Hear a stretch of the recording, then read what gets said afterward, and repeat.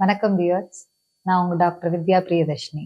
இந்த எபிசோட்ல நாம பார்க்க போது நிறைய பேருக்கு ஒரு அதிகமான ஒரு கேள்வி எழுப்பக்கூடிய ஒரு விஷயம் என்ன அப்படின்னா, மூல நோய், அதாவது ஹெமராய்ட்ஸ் ஆர் பைல்ஸ் அப்படின்னு நாம சாதாரணமா சொல்லக்கூடிய இந்த பிரச்சனைக்கு ஹோமியோல எவ்வளவு தூரம் தீர்வு இருக்கு, அதை எப்படி நம்ம சரிப்படுத்திக்கலாம் அப்படிங்கறதுதான். பொதுவாவே பைல்ஸ் வந்துச்சு அப்படின்னா முதல்ல என்ன சொல்லுவாங்க அப்படின்னா, சர்ஜரி பண்ணணும். அதுதான் ரொம்ப காமனஸ்டா சொல்லக்கூடியது. அப்படி இல்லைன்னா நிறைய கை வைத்தியம் பார்த்துட்டு இந்த சர்ஜரியை தள்ளி போடுறதுக்காக நிறைய பார்ப்பாங்க. இது ரெண்டு இல்லாம ஒரு தீர்வு கொடுக்க முடியுமா அப்படின்னா டெஃபினட்டா முடியும், ஹோமியோபதி ட்ரீட்மெண்ட் மூலமா. இதுல என்ன பண்ணுவோம் அப்படின்னா, மருந்துகள் மூலமாவே நாம ட்ரீட்மெண்ட் பார்க்குறோம்.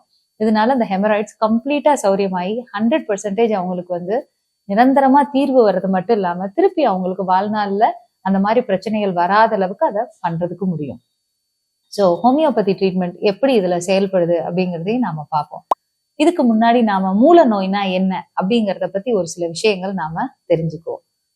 ஹெமராய்ட்ஸ் ஆர் பைல்ஸ் இல்லைன்னா மூல நோய் அப்படின்னு நம்ம சொல்லக்கூடியது என்ன அப்படின்னா, நம்மளுடைய ரெக்டம், அதாவது மலக்குடல் அப்படின்னு சொல்றோம் இல்லையா, அதை சுத்தி இருக்கக்கூடிய இரத்த நாளங்கள், அப்படி இல்லைன்னா நம்மளுடைய ஆசன வாயை சுத்தி இருக்கக்கூடிய அந்த இரத்த நாளங்கள் ரொம்ப என்கார்ஜ் ஆகி அப்படின்னு சொல்லுவோம். அதுல ரத்தம் சேர்ந்து அது ரத்த உராய்வு ஏற்பட்டு கசிவு ஏற்படுறதை தான் நாம இந்த மாதிரி ஹெமராய்ட்ஸ்ன்னு சொல்றோம்.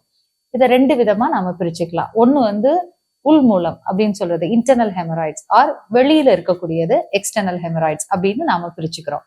இந்த இதுல நாம தெரிஞ்சுக்க வேண்டிய என்னன்னா, ரொம்ப எல்லாருக்கும் ரொம்ப எளிமையா புரியுற மாதிரி சொல்லணும்னா, இது நம்ம கால்ல நரம்பு சுருண்டுறது அப்படின்னு சொல்றோம் இல்லையா, வேரிகோஸ் வெயின்ஸ்ன்னு சொல்றது, அதுவும் இதுவும் கிட்டத்தட்ட ஒண்ணுன்னு சொல்லலாம். அதாவது கால்கள்ல எப்படி ரத்த நாளங்கள் ரொம்ப நேரம் ரத்தம் தேங்கி நின்று சுருண்டுக்கிறதோ, அதே போல இது ஆசனவாய் பகுதியில ரொம்ப நேரம் அப்படி சர்க்குலேஷன் சரியா இல்லாம, ரத்த ஓட்டம் சரியா இல்லாம அந்த இடத்துல சுருண்டுக்கிறது அப்படிங்கிறதையும் நாம சொல்லலாம். அதாவது ரத்தம் தேங்கி இருக்கக்கூடிய ஒரு சூழ்நிலை வருது.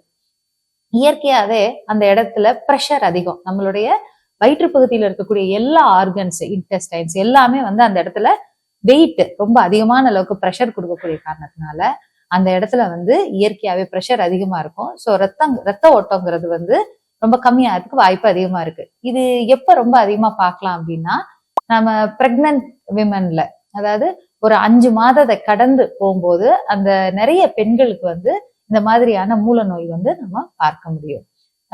அது தவிரவுமே நிறைய பேருக்கு உணவு பழக்க வழக்கங்கள் ரொம்ப சரியா இல்லை அப்படின்னா, அதாவது நேரத்துக்கு நான் சாப்பிட மாட்டேன், இல்ல சாப்பாட்டுல போதிய அளவுக்கு நார்ச்சத்து பொருள் கிடைக்கல, அந்த மாதிரி சமயங்கள்ல இது மாதிரி ரொம்ப ஓவர் வெயிட்டா இருக்கிறவங்களுக்கு, இந்த மாதிரி பிரச்சனை இருக்கிறவங்களுக்கு சீக்கிரமாவே இந்த மூல நோய் வர்றது நாம பார்க்க முடியுது.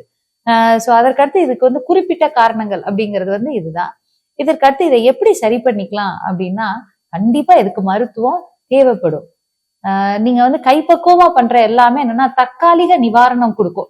இப்ப என்ன சொல்லுவாங்க, பொதுவாவே உரப்பு, ரொம்ப காரமான உணவு வகைகள், அதிக எண்ணெய் சத்துள்ள உணவு வகைகளை தவிர்க்கிறது, அதாவது பொரித்த உணவு வகைகள் இதெல்லாம் தவிர்த்துக்குவாங்க.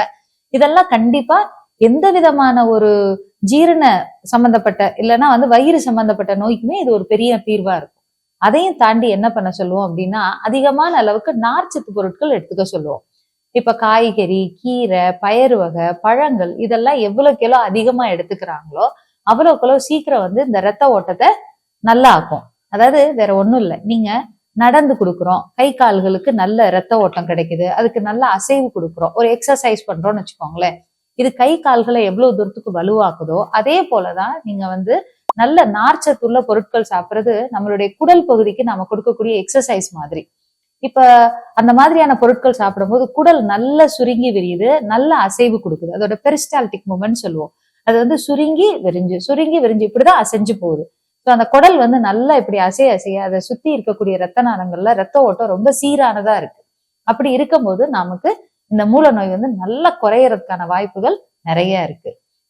ஆனா இதையும் தாண்டி மருந்துகள் வேணுமா அப்படின்னா டெஃபினட்டா வேணும். ஏன் அப்படின்னா, இப்ப நிறைய நேரங்கள்ல நாம பார்த்திருப்போம், அதுல என்ன கம்ப்ளைண்ட்ஸ் பேஷண்ட் மெயினா சொல்லுவாங்க அப்படின்னா, ரொம்ப அதிக வலி இருக்கும், ஆசன வாய்ப்பகுதியிலையோ இல்ல அடியில நாம உட்காரக்கூடிய பகுதிகளிலேயோ அதிக வலி இருக்கிறது, அரிப்பு இருக்கக்கூடியது, அதுக்கப்புறம் மலம் போயிட்டு வந்தாங்க அப்படின்னா அதுக்கப்புறம் அவங்களுக்கு அந்த இடங்கள்ல ரொம்ப எரிச்சல், நீண்ட நேரத்துக்கு எரிச்சல் தொந்தரவு இருக்கக்கூடியது, இதெல்லாம் தான் கண்டிப்பா இருக்கும். அது தவிர ப்ளீடிங், இது எல்லாமே இருக்கும்.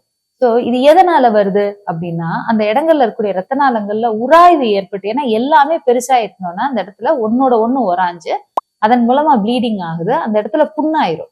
சோ அந்த புண்ணை ஆத்துறதுக்கான மருந்துகள் டெஃபினட்டா தேவைப்படும் ஒண்ணு. ரெண்டாவது, இந்த ரத்த ஓட்டம் சீராகிறதுக்கான மருந்துகள் கண்டிப்பா தேவைப்படும். இதெல்லாம் சேர்த்துதான் அதை சௌரியப்படுத்துறதுக்கு நம்மளுக்கு வாய்ப்பு இருக்கும். இதுல ஹோமியோபதியில பக்க விளைவுகளே இல்லாத ரொம்ப அருமையான மருந்துகள் நிறைய இருக்கு. அதுல நம்ம என்ன பார்ப்போம்னா, இதோட சேர்த்து நம்மளுக்கு அடுத்ததாக இருக்கக்கூடிய வேற உபாதைகளையும் சேர்த்து ட்ரீட் பண்ணும். இப்ப உதாரணத்துக்கு பாத்தீங்கன்னா, பைல்ஸ்னா அதை மட்டும் ட்ரீட் பண்றதுக்கு நம்மளுக்கு பெருசா இருக்காது. இப்ப அது இருக்கும் போது அவங்களுக்கு பசித்தன்மை சரியா இருக்காது, இல்ல வயிறு ஊதிக்கும், இல்ல வலி ரொம்ப நேரத்துக்கு இருக்கும்.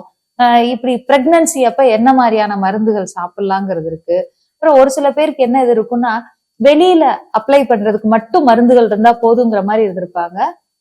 அது சரியான தீர்வு கிடையாது. ஏன் அப்படின்னா, கண்டிப்பா அது கொஞ்ச நாளைக்கு தான். அந்த டியூப் மருந்து நீங்க காலியா போறது வரைய அது கேக்குமே தவிர, உள்ளுக்கு மருந்து சாப்பிட்டு நீங்க அதை கம்ப்ளீட்டா சரி பண்ணிக்கிறதுக்கு தான் இது சரியான தீர்வு. இன்னொரு ஒரு அஷ்யூரன்ஸும் நம்ம ஹோமியோபதி மருந்து சாப்பிடும்போது கொடுக்க முடியும். என்ன அப்படின்னா, நம்மளுக்கு இதுல 100% திரும்பி வராதைக்கு நாம மருந்துகள் தர முடியும். இந்த நோய் திருப்பி வாழ்நாள் பூரா அவங்களுக்கு வராது.